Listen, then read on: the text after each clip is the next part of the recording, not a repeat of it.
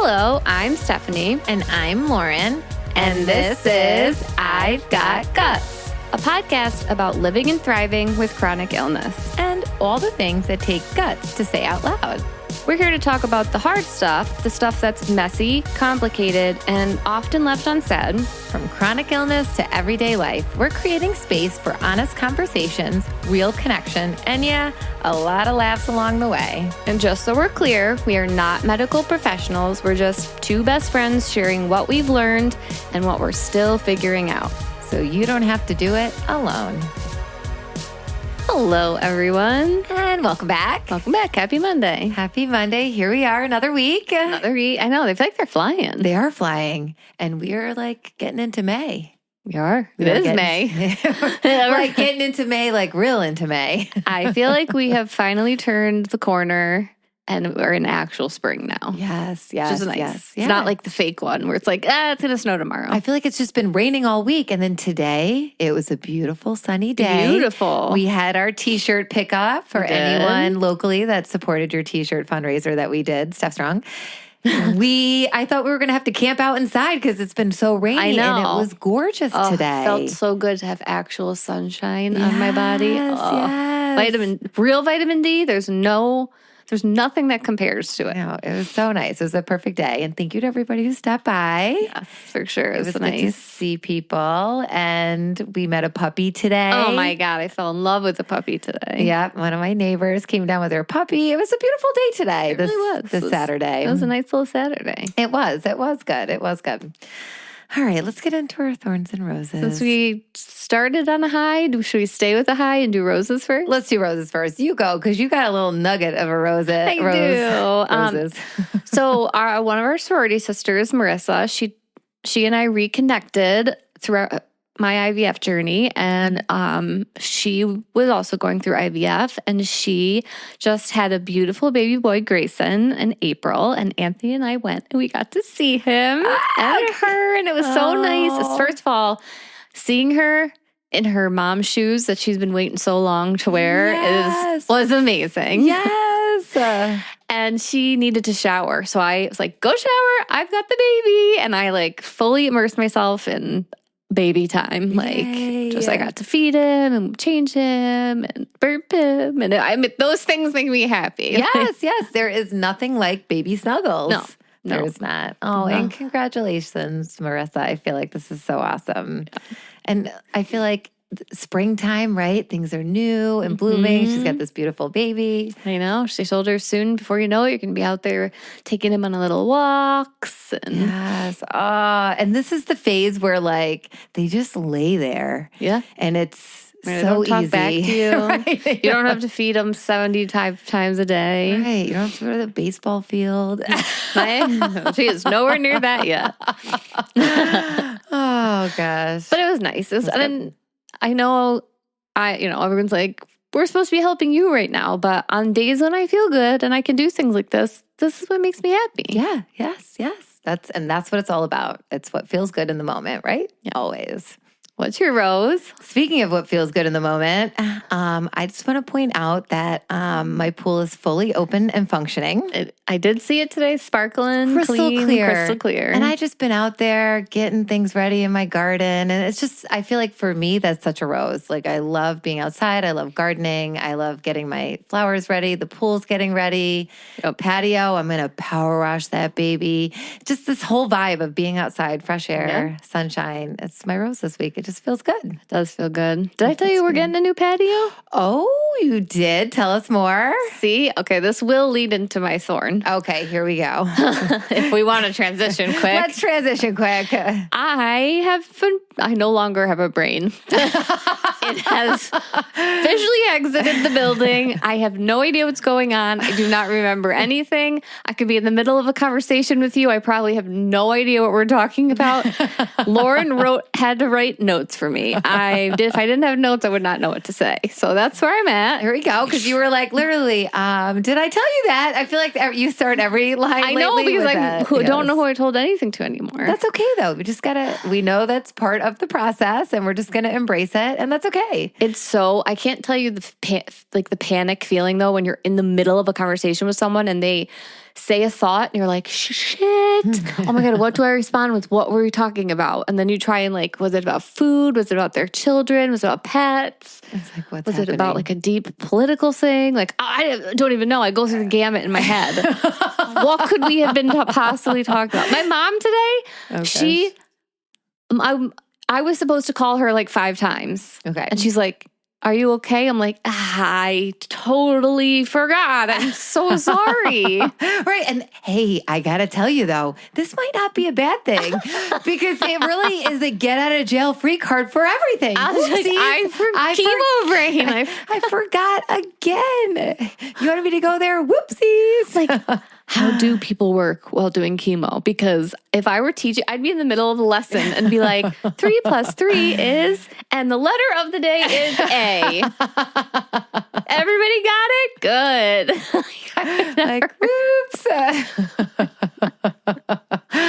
Hey, oh my God. You just got to embrace it and laugh about it. And you know what? We all love you and we'll just keep reminding you and giving you cue cards. I would just like to give permission to everybody out there to openly make fun of me if I do this. Yes. Oh, yes. Laughter is really, truly the best medicine. If we can't make fun of me, then what is the point of all of this? Know, right? We might as well just laugh through it all. 5 years from now, we'll be like, remember when you couldn't remember anything? And finally, your memory is back. Oy vey. What's your thorn room? Okay, what is my thorn? Oh gosh, how bad was my week? I had a pretty good week. You did have a pretty nice week. I had a good week. What was my thorn? I was going to talk about a thorn. And okay, I love how we're talking about your chemo brain and why can't I remember my thorn right now? My chemo brain, your body's copying me. What is happening? Why? I literally can't remember what my thorn is. I think it's just shutting down. I think it's just too much laughter. There's no room for a thorn for me. I feel like work in general has just been very thorny for you lately. It has been. It has been. Work has definitely been thorny, and I'm ready for a new, fresh school year. Yeah. Well, summer first. So. And summer first. Oh my gosh. Why did I just rush summer? That is so not like you. That is so not like me. Just shows I'm really not of right mind these days. But you know what? Here we go. Okay. Actually, I could tell you here's what my thorn is. I'm starting to sweat. You have on a Sherpa. It looks like you're wearing a lamb right now. I was really chilly earlier. I'm sweating. I'm getting these like hot flash situation. So, yep, that's my thorn. And that's why work hasn't been the best because I'm wearing sneakers and socks to school or some type of shoe and then you thing. Change halfway through. My feet are sweating like I'm talking balls of fire out of my feet. What and the I don't know what it is. And I'm like, oh my God, I'm so hot. Like right now I'm sweating. So I now have flip-flops at school and there I am. I'm like, everyone pause. I go behind my desk, take off my shoe and sneaker, whatever I'm wearing, or my sneaker and my sock. And I put on my flip-flops at work. In your glove compartment, you got underwear. In your classroom, you got flip-flops. Listen, we got it all. I don't know. I'm sweating through my shirts at night. And I did go to my primary care just for a little once over because I've lost 20 pounds in 2 months. Not really sure what's happening there. I think it's just, who knows? But all my blood work looked great in terms of like hormones. Like I'm not in menopause or perimenopause. I'm not and that's what's so interesting. So she ran the hormone blood work. So like, what is it? And she also ran autoimmune blood work and that was looking stress does weird normal. things. It does do weird things. So who knows what's going on? I think my body's just like, rah. We need to like knock some sense into your body. Be like, get with it. Right. It's like I'm sweating 1 minute and I'm Raynauding the next. It's just Raynauding. I don't know. But I took my Sherpa off and you look like you're cooling down. Now I'm cooling down. I feel like I may need a fan. Oh my God. Oh gosh. All right. Well, now that we got our thorns and roses out of the way, before we jump into our episode today, we want to, of course, thank our sponsor, Cozy Earth. Lately, I've really realized how much comfort matters. Soft bedding, cozy pajamas, anything that helps you truly rest makes such a difference. That's why we love Cozy Earth. Their sheets and loungewear are unbelievably soft and temperature regulating too. Head to Cozy Earth and use code IGG for 21% off. You will love it if you do it. All right. So May is a very special month to me and Connor. It is Celiac Awareness Month. So we wanted to do an episode all about celiac disease today, which is it impacts our life every single day. And the signs people often miss and share both my journey and Connor's journey with it. It's funny that you're saying like May is Celiac Disease Awareness Month because I feel like we just recorded last May's Celiac Awareness Month episode. Yes. How has a year come full circle? I know. I'm really not sure. Time flies. So. But anyways, if you've listened to previous episodes or Lauren or Connor have shared parts of their stories, we want this episode to kind of be a summary for newer listeners, but also a resource episode. Yes, we really want people to walk away informed, supported, and hopefully feeling less alone if this is something they or their family are navigating. So let's start simple. What actually is celiac disease? Let me tell you, I'm an expert. Celiac disease is a genetic autoimmune disease where eating gluten causes the immune system to attack the small intestine. Specifically, it damages the tiny fiber or finger-like projections called villi, which are in your small intestines, which are responsible for absorbing nutrients. And the crazy part is how different it can look from person to person. Exactly. Okay, this is really crazy because first of all, celiac disease in itself was very rare for a long time. Right. There are actually more than 250 known symptoms of celiac disease. Is that not insane? That's crazy. Right? Some people have severe digestive symptoms. Some have fatigue, anxiety, skin rashes, neurological symptoms, joint pain, and some people barely have symptoms at all. So it is so wild, the range. And I have to say, when you think about neurological stuff, I remember as a kid being undiagnosed for so long. I can't believe I'm going to say this out loud. I used to hear like voices, like I used to hear something. Like I know that sounds crazy, right? No. And it was just like a weird like thing in my brain. And looking back now, and even I remember right after I was diagnosed, like that was like probably a symptom that I was having of undiagnosed celiac. And I had no idea why. I just thought it was like chitter chatter in my brain. No, yeah. It's crazy. It's crazy. When you think about 250 symptoms, it's honestly why so many people probably go undiagnosed for years. Exactly. And that was a huge part of my journey. You know, looking back now, there were so many signs my body was struggling before I had answers. I mean, if you think about it, 17 years being undiagnosed and all the symptoms I was having, and it would come and it would go. It would be digestive. It would be bloating. It would be diarrhea, constipation, fatigue. I heard like just weird voice-like things in my brain. It was very scary and very unknown, but it was also the 90s, you know? Right. And it wasn't well known. And my mom brought me to the doctor, you know, and they ran different tests at the time.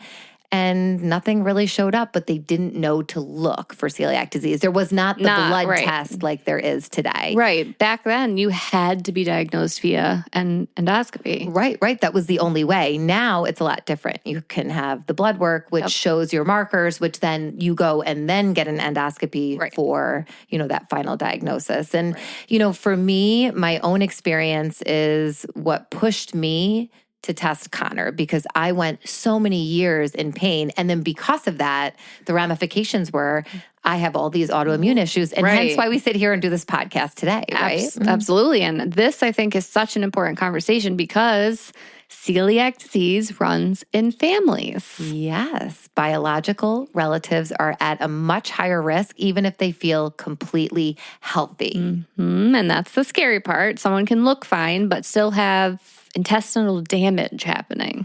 Exactly. And I remember thinking, if I have this, I need to know if Connor does too, because early diagnosis can prevent so many long-term complications. As a parent, it's emotional. You don't want your child to struggle, right? Yep. But getting answers also gives you the ability to protect them. And there was no way ever that I was going to let Connor go through what I went through. And these days, it's more of like, let's see how they feel. Your doctor didn't even want to do the test. Nope, because she knew my history. She knew what I went through. And she was, you know, just at a point where I think listened to me and kind of collaborated with me enough to get Connor tested. Which was nice. And honestly, a diagnosis can be empowering because then healing can actually happen, which in Connor's case, he never had to deal with healing because he did. Lucky duck. Yeah. Okay, so let's talk about life after diagnosis. So someone gets diagnosed with celiac disease. Now what? Honestly, it can feel very overwhelming at first. You know, Roma, you watched me back in college. I went into a food depression and I was really upset. Gluten is everywhere. It's in weird things. I remember when I found out that it was in Twizzlers. I was like, why? Why? It's chewy and gummy. Get it out of there, wheat. Twizzlers, get it together. But it literally is everywhere. You start reading labels constantly and learning about cross-contamination, figuring out restaurants, school parties, holidays. It is just, it's a lot. It's a lot to navigate, especially when you've just been used to one lifestyle, right? It's such a shift. And I think the biggest thing is people don't always understand how serious it actually is. Because there's a difference from gluten makes me feel sick or I'm gluten intolerant versus celiac disease. Right, because people think gluten-free could be like a trend. I feel like, I don't know when, it was like a couple of years ago. A couple of years ago, it definitely was like trending something hot. I'm like, I used to have to say that when I was out at the restaurant. I'd be like, I'm not doing it. I'm not part of the trend. I'm like not doing it for fun. I'm doing it because I have to. Because for someone with celiac disease, exposure can create real damage inside the body. I do also think it's important to say, though, as you go on in your journey, it does get easier. Absolutely. You learn your safe foods. You find routines at work. You find your people. And honestly, community changes everything. We know that well. We do know that well. Yes. Okay, so one organization we want to highlight today is Beyond Celiac. So we actually had one of their board members on last season. Yes, they do incredible work for the celiac community. They do. And their mission is not only helping people live healthier lives now, but also accelerating research toward treatments and ultimately a cure. Like, I don't know, Rome. Like, if there was a cure one day, a pill I could take. Would you be able to eat gluten? Or something I could inject in myself? Like, Connor, no problem. I know him. He would take the pill and he would go eat all the gluten in the world. I don't know if I could do it. I really don't know. I don't know if I want to. Like, I'd have to like make you something so tempting that you would. And then I almost think you'd have to like drug me with something else to like ease my anxiety. Yeah, well, because for so long you've been so vigilant about it. Right. And I know how bad it is when I do get sick. Like, it is violent and it can happen. Like, the longer you are away from gluten, the more severe your reaction can be. And mine, I don't want to even talk about what would happen to me if I ingested gluten these days. Would not be good. But talking about Beyond Celiacs, I love that they focus so much on education and support.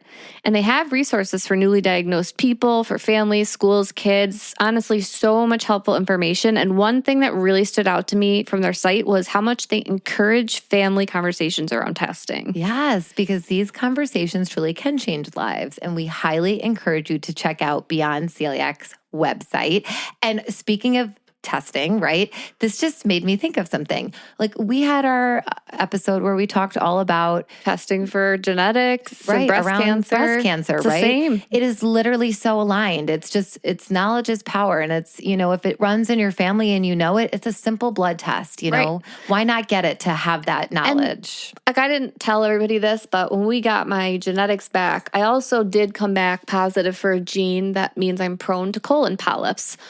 So that now that I know that, I am going to go to my doctor and tell her I want to start testing. Right. Now. Yes. I'm not waiting until I'm 50. Right. Yeah. Let's start doing yearly colonoscopies. Right. Yes. Okay. Sign me up for them, I guess. Right. I guess. Let's just do it. And here's what's really interesting. I got my genetic testing back from my screening when I went, and I do not have the genetics for cancer, but I do have colon polyps. Great. Of course. Sure. Our bodies. There we go again, guys. So she basically sent I believe they said, I don't know that I asked them because we were so in the breast cancer realm. Yes. I have to probably reach out to them and ask them to forward it to my gastro. Right. Because when she called me, she went through and she was basically like, this is great news. You know, you don't have these, you know, whatever genetic makeup, but you do have the colon polyp thing. Yeah. And she's like, who's your gastroenterologist? We want to send the information. We will.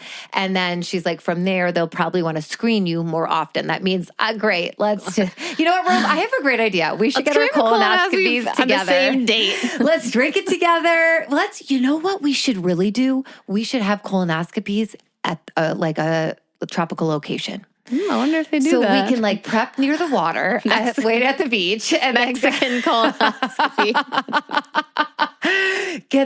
And then afterwards get it of Cancun. Good nap, cleaned out colon, ready to receive some excellent food, all-inclusive resort. I like this idea. We could actually start a place where come get your colonoscopy here. The colonoscopy cabana. Prep by the pool where you get your own toilet. And then afterwards, when you wake up, you'll be sleepy and you can nap by the ocean. This is actually a great idea. I think we should pursue this. Oh my gosh. Should we patent it before someone else takes We it? probably should definitely do that. Listen, we're one step at a time. We're solving people's problems. We are solving, yes. One and our own. Oh gosh. All right. That was a bird walk. Okay. A colon bird walk. Let's go back to celiac disease because we totally got off topic on colonoscopies by the ocean. We did. But let's talk a little bit about kids in school because like kids, we think about it, like you bypassed this portion of celiac disease. You did not have to see how having celiac disease impacts you as a child. Right. I did not. And it can be hard, especially socially. You know, kids want to feel normal. They don't want to be the kid asking a million questions about ingredients or bringing different food. Or I literally, as I say that, I can like in my mind list a million different things about Connor. Going to sleepover. What are they doing? I have to pack his dinner. I have to pack his snacks. I have to pack his breakfast. Or I have to trust the mother which is a big deal. Father where he's staying that won't poison him why he's over it, right? Like it's these things that you don't really think about, and it's stressful for the kid and for the parent. For the parent, yeah. Right? And school adds a whole nother layer. It definitely does, which is why I'm actually in the process right now of getting Connor a 504 plan as he heads into middle school. How is he going to middle school? Love this. So for those of you who don't know what it is, let's break down what a 504 plan actually is. Because this might be something if your child has celiac disease you want to know about. Yeah, so a 504 plan is basically a legal accommodation plan through the school system that helps ensure a child's medical needs are safely supported at school. Right. And for celiac disease, that could include things like safe food practices, classroom accommodations, field trip planning. Exactly. And even if a school is supportive, staff changes can happen, right? Teachers change, cafeteria procedures change, and having those protections formally in place matters. And, you know, I just think about elementary school is so different. You have one teacher, right? So in the beginning of the year, before school even starts, I let them know. Of course, the nurse knows because he's diagnosed with it. And he had an EpiPen for a while because Connor also had a wheat allergy for a bit of time and would get hives. But it's one teacher, right? You're communicating with all year, and he is Connor's advocate. Now you're going to middle school. You've got all these teachers. You have different situations. And I could, reach out to everyone. And Connor is an amazing advocate. And last year, his teacher said something to me when I talked about bringing up the 504 plan. She's like, but Connor's a great advocate. I don't think he really needs that. He has a great... Better to be safe than sorry. He's going to be 11 years old. He's not an adult, right? And this is, you don't want to see your kid sick. And yes, I trust him to advocate for himself, but this is an extra layer that gets everybody on board so everybody is aware. Right. And he also is going to be entering into a brand new building with all adults that he's not familiar with. And a lot of kids, he does all of this because this is where all the schools come together. Right. There's a lot of kids coming together. And he's already he can be a little shy. He likes to follow the rules. So I think for him knowing that his teachers already know about it will give him such peace of mind. Yes, absolutely. And I think that's the biggest thing for me and for him. It just gives that peace that is important. Yeah. It is really important. Makes me feel better already knowing this is happening. You know? Yeah. And I don't think a lot of parents realize a 504 exists for something like a food allergy, but it does. It does, right? And I highly encourage you, if your kid does not only have celiac disease, but some type of allergy, that you look into it, or at least talk to your child's teacher or school about it. If I were to have a child and they were to have gastroparesis, I would 100% have a 504 plan for when they need to throw up. Yeah, right. Exactly. Or use the bathroom or whatever it may be. I wish I had one for myself as a teacher. Right. Listen, okay, so I kind of had one in high school. school, but it wasn't formal. A bathroom but one. I did. I had a pass that allowed me to just show any teacher and go at any time. And I was able to go to the nurse's bathroom because Right. Who knows? I had explosive diarrhea. And you know what? You're a teenager and that's the last thing you need to be trying to navigate. I just didn't poop in school and then didn't poop for weeks at a time and probably really ruined my whole digestive tract because I don't want to be embarrassed in junior high, but that's cool. Right. But so it's like it's so important to make sure that you are advocating for your child and making sure these things are in place. We're also teachers. We know these things exist. So hopefully we've helped someone who doesn't work in the world of education and is like, oh my God, I want this for my kid. Right. Exactly. And really basically a 504 plan, you sit down with the collective at school and you are putting things on there to make sure that their needs are being met, like a bathroom pass, right? Like just detailing what the diagnosis is for Connor and talking about the cross-contamination with if food's going to be involved. What needs to happen. I feel like in junior high, we did a lot of it's like in my Spanish class, I remember when we did cooking. Spanish food day, did cooking stuff. I mean, do they still do home ec? Yes. Okay. Yeah. I mean, we're at primary elementary, so I know, feel like we're not living in the high school world. I apologize for all those. But really, it is something I'm looking forward to getting for Connor. Yeah, I'm excited to hear how it goes. Yeah, it's giving me peace. So that should be all set before he, gets into middle school. Still can't believe this. Going to middle crazy, school. Crazy. Okay, well, talking about Connor and just sharing stories in general, I have to tell you, one thing that I love about Beyond Celiac is that they encourage storytelling. Because every experience with celiac disease is different. Yes, so different. And sharing stories reduces the stigma and it helps people feel seen. And you and Connor just submitted your stories to Beyond Celiac. Okay, we did. So stay tuned for that. We're really excited. It was really cute. Okay, I have to say, I gave Connor the computer and I'm like, all right, buddy, you answer these questions. It's kind of like when we had him on the podcast a year ago. His answers are like, it's not bad. Yeah, he's so chill. He's so chill. It was so funny. And he's like, and what was life like before diagnosis? He's like, I wouldn't know. I love it. I can see him just deadpan saying that. So then I kind of went through and added my piece and then put Connor and Lauren. So funny. It'll be interesting to see how they kind of put what we both shared. I cannot wait to see this. And put on there. I put some pictures. And I really do, there can be still so many people out there who may be having symptoms right now and feelings that they're just brushing off as, it's just my stomach or it's IBS or it's this or it's that. Test. Go get tested. It is a simple blood test, and it's something and that's why we're doing this episode during May, during Celiac Awareness Month, because we do have a bunch of episodes that you can go back and listen to if you want to hear my story, if you want to hear a little Connor. This is just a reminder. It's a reminder and it's just... Trust your body. If you're not feeling well, ask your doctor for that blood work. Yep. And if your markers are elevated, you get that endoscopy. Yep. And it's so simple. It is a gluten-free diet. And I say simple, but it gets you. Yeah, it's eventually look easy. At what, I think about, look at both of our achalasia, gastroparesis. Yep. Look at what you're going through with cancer, right? There are so many other challenging things. And I think once you get your mind around being gluten-free, it's just a diet change. It's just a diet change. It is. A lot of mental stuff goes into it and social stuff absolutely. And other things. And it can be so, so hard.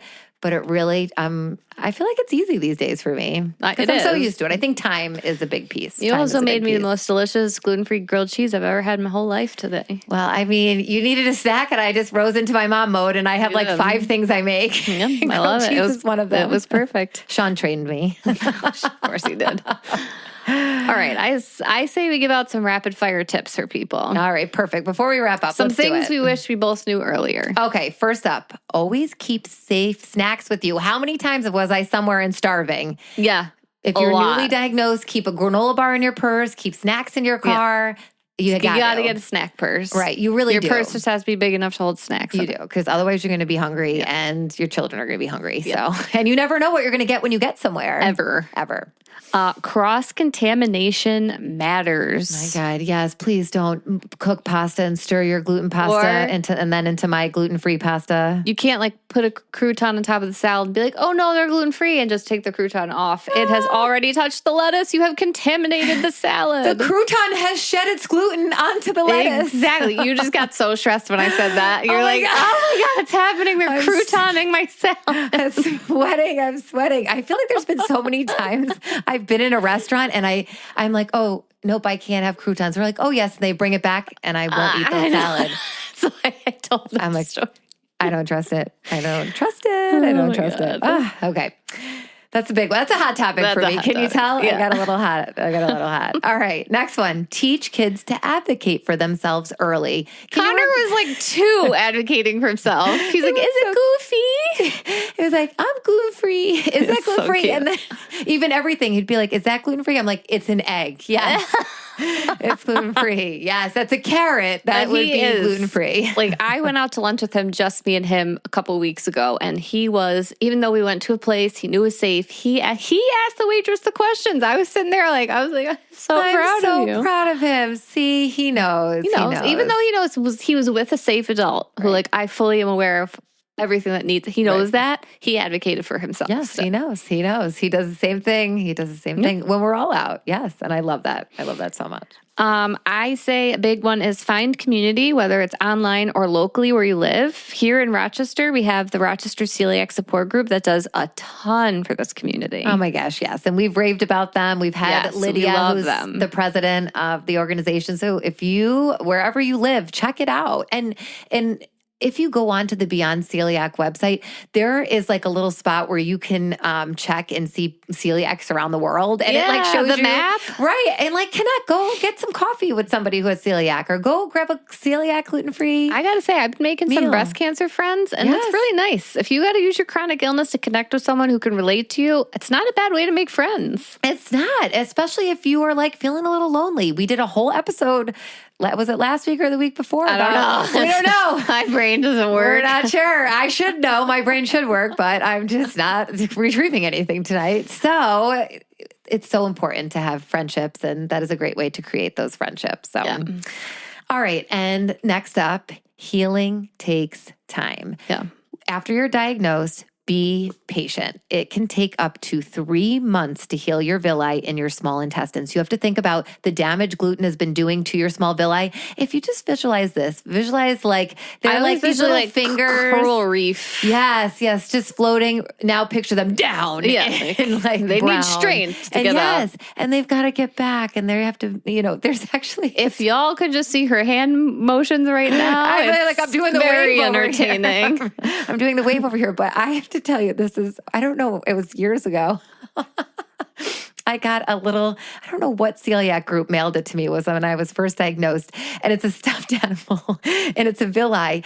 And it's like a pink villi with like, if you picture like a couple of horns, coming out. What? And then you can unzip its mouth and turn it out. And then it's like a brown little thing, gray thing. What? And it's like when you're traumatizing. When your villi is down and then you unzip it and then it's like your villi is up. I'm not sure. And Can you find this thing? I can. I'm going to post it. I actually think it's somewhere in my house. I will locate it. I do feel like Connor snuggled it with it when he was smaller. It's probably in the bin of stuffed animals. But yeah, it can take time. So be patient. I remember when I was first told I was gluten-free and I didn't believe it. No, I was gluten-free for, what was it, 2 weeks? I'm like, I don't feel better. You're gluten-free for 2 weeks and then not. And then you're gluten-free for a week and then not. Then you were gluten-free for a day and then you were not. College was a tough time to be. It was. And there was Bud Light everywhere. It was my favorite. I know, your favorite. But it was hard to find food then. It was hard to find food then. I mean, this was in the early 2000s. So, I mean, that's really dating us, but it really was. And it was hard, but I was looking for instant results. So if you were newly diagnosed or if your child is, be patient. Yes, it's takes hard, time. But you got to let your body heal with anything. Yeah. Ask questions. Yeah. Always ask questions. Yes, to your doctors. And I think not even just doctors will give you that clarification, but wherever you are, whether you're at a friend's house, whether you're out to eat, no matter where you are and it involves food and it's going into your mouth and into your body, ask the question. Yeah, you got to be your own advocate. You have to be your own advocate. And if you have celiac disease, encourage your family members to get tested too. Yeah, we're in our testing era, if you guys could not tell. Get tested, get tested. If you're listening today and something in this episode resonated with you, trust your gut. Literally. Yes. And know that celiac disease can look different for everyone. You do not need to look sick to deserve answers and support. Yes. And if you want more information or resources, definitely check out Beyond Celiac. And know that celiac disease changes life. It really does. But it doesn't mean life can't still be joyful, connected, meaningful, and beautiful. And gluten-free at the same time. Gluten-free. All right. Well, happy Celiac Awareness Month. Happy Celiac Awareness Month. All right, before we say goodbye, we need to talk about our sponsor, Cozy Earth. If you are ready to upgrade your sleep, your space, and your everyday comfort, head to cozyearth.com and use code IGG at checkout for the best discount you can find out there. And are you loving the podcast? The best way to show it is by leaving a 5-star rating and a few kind words. It helps us to keep growing and reaching others who need to hear they're not alone. And be sure to join our email list. The link to sign up is in the show notes or in our bio on any of our social media platforms. Being a part of our email list is the best way to stay up to date on new episodes, special guests, recipes, book recs, and so much more. You can also connect with us anytime on Instagram, YouTube, TikTok, or Facebook. Just search I've Got Guts Podcast or email us directly at I'veGotGutsPodcast@gmail.com. Thank you so much for being here and for being part of this community. We're so grateful for you. Keep going. Keep growing. And always remember, you've got guts.